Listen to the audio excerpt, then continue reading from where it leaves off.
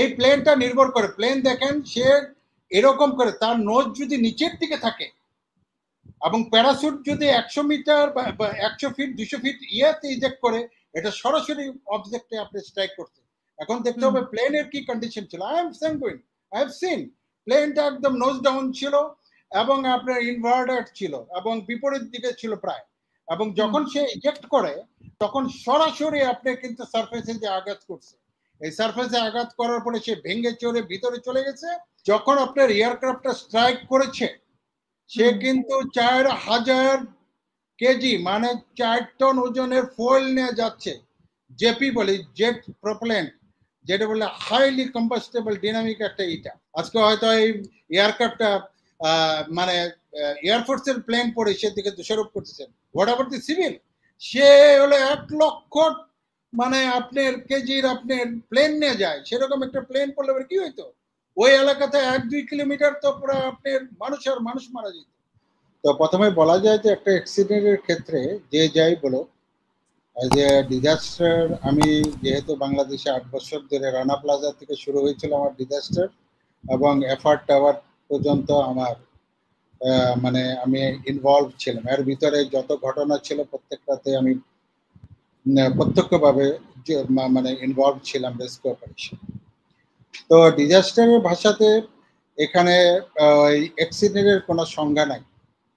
এখানে হয় আপনি হলো হিউম্যান এরর এতে ইনভলভ, এখানে হলো দুটা জিনিস ইনভলভ, সেটা হলো অ্যাডমিনিস্ট্রেশন কন্ট্রোল আর একটা অপারেশনাল কন্ট্রোল। এই দুটার একটা ফেল করলে পরেই আপনি ডিজাস্টার হবে, এবং এর ভিতরে আছে বিহাইন্ড দি ম্যান, এবং মানুষের এররের জন্য এগুলো ভুলগুলো হয়ে থাকে কোথাও না কোথাও। আজকে যে আলোচনা আমি করব এখান থেকে আপনারা পুরা ক্লিয়ার হয়ে যাবেন। প্রথমে কাম টু দ্য পয়েন্ট, আমরা জানি যে বিমানটা পুরাতন ছিল, পুরাতন কোনো ব্যাপার না, এটা যদি মেনটেন্যান্স ঠিকমতো করা হয়, পরিচালনা ঠিকমতো করা হয়, তাহলে হয়তো অনেক অ্যাক্সিডেন্ট এখান থেকে রোধ করা যায়। তবে পাইলটদের ক্ষেত্রে যেহেতু আমি প্যারাট্রুপার, আমি আবার প্যারাট্রুপার আবার অগ্নি যোদ্ধা সব দিক দিয়ে আমি কমান্ডো, যেহেতু আমি অনেক জাম্পে ইনভলভ ছিলাম, এয়ারফোর্সের সাথে জাম্প করতাম, এবং তারা এত মানে sensitive regarding the safety and security, even সামান্য হলে পরে তারা আমাদের জাম্পের শিডিউল তারা ক্যান্সেল করে দিত। এখানে তারা মোটামুটি 11টা প্রসিডিউর তারা কিন্তু মেনটেন করে।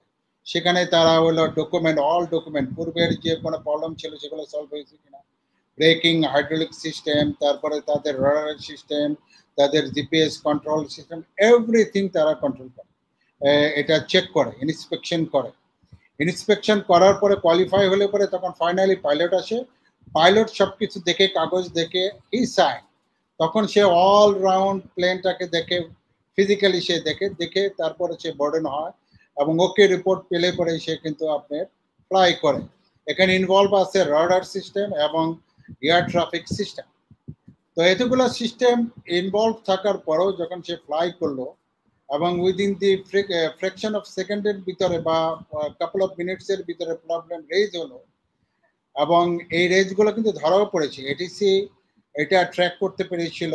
আপনার রাডারও কিন্তু ট্র্যাক করার কথা, রাডার এমন একটা জিনিস আমি জানি, এখানে একটা বার্ডও যদি স্ট্রাইক করে এয়ারক্রাফট সেটাও কিন্তু চলে আসে। তো এই তথ্যগুলো যতক্ষণ পর্যন্ত না আসবে ততক্ষণ পর্যন্ত কিন্তু আমরা একটা ফোকি সিচুয়েশনের ভিতরে থাকবো। এখানে আরেকটা বড় জিনিস হলো যে পাইলটরা সবসময় কিন্তু মানসিক একটা টেনশনের ভিতরে থাকে। এখানে তার যে স্বাস্থ্যের যে এক্সামিন করা হয়েছে, মেডিকেল যে এক্সামিনেশন করা হয়েছে তাকে বোর্ডনের পূর্বে, সেটা কিন্তু একটা বিগ ফ্যাক্টর, সে শারীরিকভাবে মানসিকভাবে সুস্থ ছিল কিনা, এটা কিন্তু বিগ কোয়েশ্চেন। তো এগুলো অ্যানালিটিক্যাল বা আপনার যদি যখন ইনভেস্টিগেশনে যখন ক্লিয়ার আসবে, তবে যেটা বড় এত ফগ এখানে কেন একটা ফকি সিচুয়েশন ক্রাই সৃষ্টি হয়েছে, যেহেতু এগুলা যদি এয়ারফোর্স থেকে একটা তৎক্ষণাৎ একটা ব্রিফ করা হতো, বা সরকারের যে আর্ম ফোর্সেস ডিভিশন থেকে একটা করা হতো, সিভিল এভিয়েশন থেকে যেমন এটিসি এয়ার ট্রাফিক কন্ট্রোল থেকে যদি একটা ব্রিফ করা হতো, তাহলে কিন্তু এই জিনিসগুলো হতো না। এখন কাম টু দ্য পয়েন্ট, যখন এই ইয়েতে পাইলট যখন তার বিপদ পড়ছে তখন সে ফ্লাই করতে পারছে না, সে প্রেশার দিতেছিল, তখন প্রেশার নিতেছিল না, প্লেন কিন্তু স্টলে চলে যাচ্ছিল, তখন যখন এসওএস কল দিয়েছিল what is that call, and কলটা কি ছিল, ইটস এ বিগ ফ্যাক্টর। এবং কি তাকে অ্যাডভাইস ছিল, তার সাজেশন কি ছিল, সেটা কিন্তু বিগ ফ্যাক্টর। এটা যদি এটিসি যদি ঝেড়ে কেসে না করে, তাহলে কিন্তু জনগণের ভিতরে কিন্তু এই জিনিসটা থেকে যাবে। এটা যদি না সেখানে ইনস্ট্যান্টলি বিমান বাহিনীর প্রধান কেন বলছে না, এবং আজকে আমরা দেখেছি যে ওনার কেউ কেউ ওনার মানে ওনার পদত্যাগও চাচ্ছেন। না, পদত্যাগ তো সলিউশন না। একটা বাংলাদেশের যে প্রবলেমগুলো হলো যে আমাদের ইনস্টিটিউশনগুলো থাকবে, কারণ ইনস্টিটিউশনগুলো ফাংশন হতে পারে। ইনস্টিটিউশনের যে chair, it is not a factor. Chair আজকে আছে কালকে চলে যাবে, কিন্তু তার জন্য সবকিছু স্থবির হবে, ইট ক্যানট বি। তার পরবর্তী লোক এটা টেক ওভার করবে এবং হ্যান্ডেল দি সিচুয়েশন, এবং কাঠামোগুলো ওইভাবে অর্গানাইজ করা। কেন কাজ করে নাই, কেন এই করে নাই, সেটা কিন্তু এখতিয়ার বহাল দেখারই কিন্তু আর্ম ফোর্সেস ডিভিশন বা দেখতে পারে। আপনি যে মিনিস্ট্রি আছে তারাই কিন্তু এটার উত্তরটা দিতে পারবে। বাট যেটা হলো জনগণকে আশ্বস্ত করার জন্য প্রাইমারি কিছু ইনফরমেশন দরকার, সেটা দেয়নি দিকে কনফিউশন রেজ হয়েছে। এবং আপনি যত এরকম একটা ইনসিডেন্টে যত সময় কালক্ষেপণ করবেন, রিমার্ক কিন্তু এর ভিতরে ঢুকে যাবে। তবে এটা করতে পারতো ইনস্ট্যান্ট তথ্য দিয়ে। এখন আসা যাক, পাইলট যখন স্টলে চলে গেল, তখন স্টলে চলে গেলে পরে সে he become out of the communication. তার তখন সে ম্যানুয়াল ইয়েতে চলে আসছে, এবং সে তখন উইথিন ফ্র্যাকশন, এই টাইমগুলো কিন্তু উইথিন 1 or 2 মিনিটস এর ভিতরে হচ্ছে। সে তখন কিন্তু যখন প্লেন সামলাবে এবং ডিসিশন নেবে, এবং he is a young pilot, কিন্তু তার মানসিকভাবে ওরকম কিন্তু সে গড়ে ওঠে নাই, সে ট্রেন আপ ছিল। আমার মনে হয় সবকিছু নিয়ে সে কিন্তু ক্রিটিক্যাল ডিসিশন নিতে পারে না, এবং ক্রিটিক্যাল ডিসিশন নিতে নিতে প্লেনটা চলে আসছে আপনার কিন্তু খুব নিকটবর্তী। আমি বলি আজ প্যারাট্রুপার এবং প্লেনের জন্য ইজেক্ট যদি আপনার 4 থেকে 500 ফিট উপর থেকে না করেন, তাহলে জীবনে ওই পাইলট বাঁচতে পারবে না, সার্ভাইভ করতে পারবে না। আর যে এয়ারপোর্টের প্লেনের যে এটা আছে, প্যারাসুটটা আছে, এটা কিন্তু আপনি চলে 12 কেজি প্রেশারে। আমরা যদি এটা ডিভাইডেড করি, তাহলে 180 ডিগ্রি পিএসআই শক্তি যে সে কিন্তু ফোর্স দিয়ে বের হচ্ছে, এবং এই ফোর্সে অনেক পাইলটের কিন্তু আপনার স্পাইনাল কর্ড মেরুদণ্ড কিন্তু ভেঙে যায়। এত এটা এত প্রমিনেন্ট পেছন। এবং এই প্লেনটা নির্ভর করে, প্লেন দেখেন সে এরকম করে তার নোজ যদি নিচের দিকে থাকে, এবং প্যারাসুট যদি 100 মিটার বা 100 ফিট 200 ফিট ইয়েতে ইজেক্ট করে, এটা সরাসরি অবজেক্টে আপনি স্ট্রাইক করছে। এখন দেখতে হবে প্লেনের কি কন্ডিশন ছিল। আই হ্যাভ সিন প্লেনটা একদম নোজ ডাউন ছিল, এবং আপনার ইনভার্টার ছিল, এবং বিপরীত দিকে ছিল প্রায়। এবং যখন সে ইজেক্ট করে, তখন সরাসরি আপনি কিন্তু সারফেসে যে আঘাত করছে, এই সারফেসে আঘাত করার পরে সে ভেঙে চড়ে ভিতরে চলে গেছে। এবং তাকে যে রেস্কিউ করছে, আমি এখানে দেখলাম যে আধা ঘন্টা 1 ঘন্টা পরে তার মুখ দেওয়া নাক দেওয়া ব্লিডিং হচ্ছে, তার মানে এটা হ্যামারেজ, ব্রেন হ্যামারেজ হয়েছে। এই অবস্থায় হলো ক্রিটিক্যাল সিচুয়েশন। এখানে তাকে যদি হাই ফ্লো অক্সিজেন না দেওয়া হয়, রেস্কিউ না করে, তার সার্ভাইভালি প্রবাবিলিটি ভেরি লেস থাকে। তো এমস্ত অবস্থায় কিন্তু সে মৃত্যুবরণ করেছে, এবং তার রুহের মাগফিরাত করছি। যদি তৎক্ষণাৎ তাকে রেস্কিউ করা যেত, তাহলে হয়তো আমরা আশা করতাম যে সে বাঁচবে, এবং তার কাছে অনেক গুরুত্বপূর্ণ তথ্য আমরা কিন্তু পেতাম। এবং কাম টু দ্য পয়েন্ট, যখন আপনার এয়ারক্রাফটটা স্ট্রাইক করেছে, সে কিন্তু 4000 কেজি মানে 4 টন ওজনের ফুয়েল নিয়ে যাচ্ছে। জেপি বলি, জেট প্রপেলেন্ট, যেটা বলে হাইলি কম্বাস্টেবল ডিনামিক একটা ইটা। সেটা হলো ইনস্ট্যান্টলি তাপ তৈরি করে 200 থেকে 300 ডিগ্রি, ফুললি এনগালফ হয়ে গেলে ফায়ার বল তৈরি করলে পরে দেখবেন যে বিরাট ফায়ার বল তৈরি করেছে। সেটা কিন্তু তৈরির টেম্পারেচার হলো 1500 থেকে 2000 ডিগ্রি।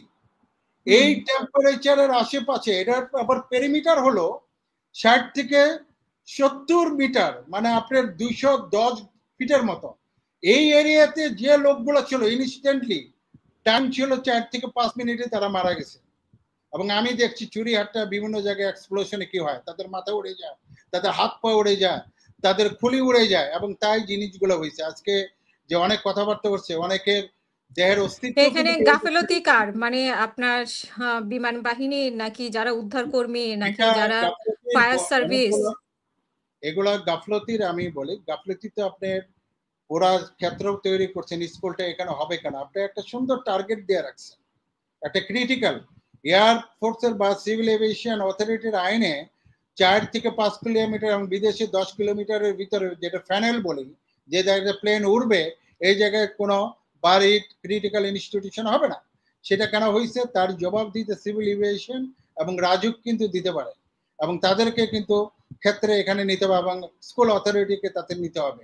আপনি একটা টার্গেট বানায় রাখছেন, এই জায়গায় একটা বিমান বা যে কোনো আজকে ফর গডসে আজকে হয়তো এই এয়ারক্রাফটটা মানে এয়ারফোর্সের প্লেন পড়ে সেদিকে দোষারোপ করতেছেন। হোয়াট আবার দি সিভিল, সে হলো 1 লক্ষ মানে আপনার কেজির আপনার প্লেন নিয়ে যায়, সেরকম একটা প্লেন পড়লে কি হইতো, ওই এলাকাতে 1-2 কিলোমিটার তো পুরো আপনার মানুষ মারা যেত। আপনি থিঙ্ক অ্যাবাউট দ্যাট ওয়ান। আজকে হয়তো আল্লাহ তাআলার অশেষ রহমত একটা ছোট ইয়ের ভিতরে অনেকই হয়েছে, বাট ইটস এ হিউজ আমাদের জন্য। এখন আগুনটা ধরছে, যারা রেসপন্ডার ছিল তারা কিন্তু অনেক কাজ করেছে, যেমন আর্মি তার যা ছিল নিয়ে ঝাঁপাই পড়ছে, ফায়ার সার্ভিস দৌড়ে গেছে, ফায়ার সার্ভিস দূরত্ব কিন্তু মানে 100 মিটারের ভিতরে ছিল, বাট তারা উদ্ধার পরিচালনা করছে। যদি এটা একটা প্রফেশনালি যদি ইনস্ট্যান্টলি করতো, যেমন আগুনের ক্ষেত্রে, এই আগুনের ক্ষেত্রে ফোম ইউজ করার কথা, FFF ফোম, ফ্লোরোপ্রোটিন ফোম ইউজ করার কথা, কারণ এটা কেরোসিন জাতীয়, কারণ কেরোসিন বলাই আছে যদি আপনি পানি ব্যবহার করেন এটা কিন্তু ইনস্ট্যান্টলি বাড়বে, আর এটার টেম্পারেচার এত, যখনই পানি মারছে এটা আরো এনগালফ হয়ে গেছে। যদি এখানে ফোম মারা যেত তাহলে হয়তো ফায়ার আমরা অনেকটা কন্ট্রোল করতে পারতাম ইনস্ট্যান্টলি, আর এত পরিমাণ স্মোকও কিন্তু জেনারেট হতো না। যে পরিমাণ টেম্পারেচার আপনি ডেভেলপড হয়েছে, এই টেম্পারেচারে কিন্তু বিল্ডিং এর ভিতরে যে কম্বাস্টেবল, আপনি যে দেখেন বিল্ডিং এর গুলোতে আছেন সবাই কিন্তু আমরা মডার্ন কন্টেন্ট প্লাস্টিক জাতীয় বা ডেকোরেটেড করা থাকে, এগুলোতে ছড়িয়ে গেছে এবং এগুলোতে বেশি টক্সিক হয়েছে। আরো বেশি সমস্যা হলো এই একটা অথর্ব স্কুল, মাত্র একটা এক্সিট, যেখানে প্লেন যে স্ট্রাইক করে মানে ব্লক করে দিছে, কোনো এক্সিট নাই, যার ফলে শিশু বাচ্চারা কিন্তু ট্র্যাপ হয়ে গেছে।